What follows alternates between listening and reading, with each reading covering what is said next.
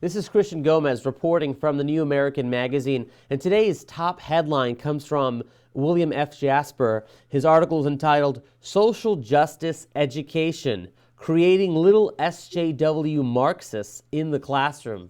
Today we have with us the author of that article, Mr. Jasper. Mr. Jasper, thank you for joining us today on the program. Thank you, Christian. So what exactly is this social justice education that will now be permeating the classrooms and making our students and pupils into future Marxist social justice warriors? Well, Christian, this is happening all across the country. It's been building for over a decade, and we see the fruits of it all across the land, especially since the 2016 elections. With Antifa, with the Indivisible, with all the various resistance groups, primarily made up of college students and college graduate students who have been infected with this social justice education for the past decade. Now it has been creeping into, and in fact galloping into, many of the classrooms at K through 12. And my article here focused on an article, first of all, by a professor of elementary education, name of Professor Crystal Bell, who is a professor of education at Rutgers. She's a big name in the social justice education, SJE field. And her article is, What is Social Justice Anyway? And so she is explaining this in Education Week, which is a very big establishment journal of record in education. And in it, she says that social justice education is something that should not be optional. It must be incorporated into every curriculum, every class, every subject matter. And she goes on to say, to confirm what many of us have been saying for years and have been castigated for saying so, that this is total Marxist propaganda. She says this is education as proposed by Karl Marx. That's what Professor Bell says, who's one of the social justice education gurus.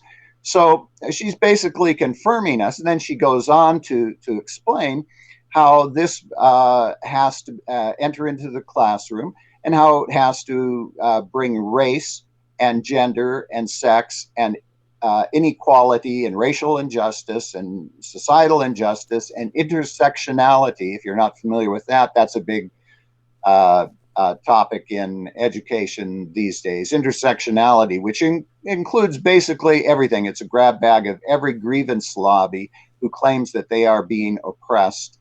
And this is being incorporated into the entire curriculum.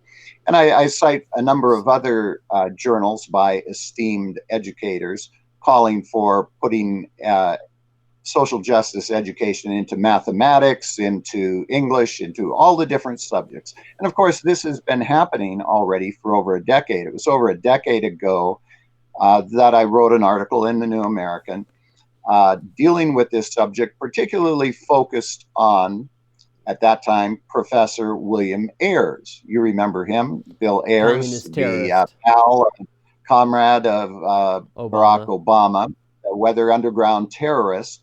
Well, he is now a honored professor emeritus of education. At the time I wrote, he was a professor of education, and he was then and is still a co-vice president of the American Education Research Association, which is billed as the premier educational research organization in the country that all the professors look to for the latest trends and the latest developments in education.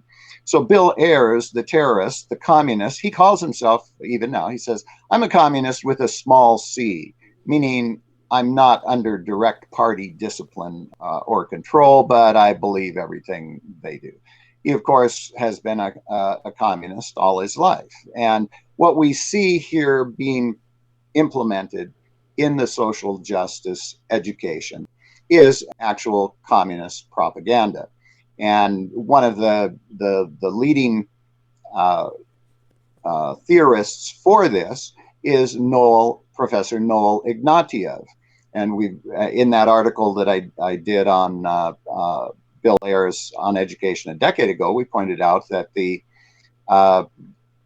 Professor Ignatieff is the one who invented the white privilege meme that is now part of the whole social justice education and all of the social justice agitations, so-called social justice. Professor Ignatieff was a member of the Communist Party USA. He left the CPUSA because it wasn't radical enough, and he helped form the committee, the Progressive Organizing Committee.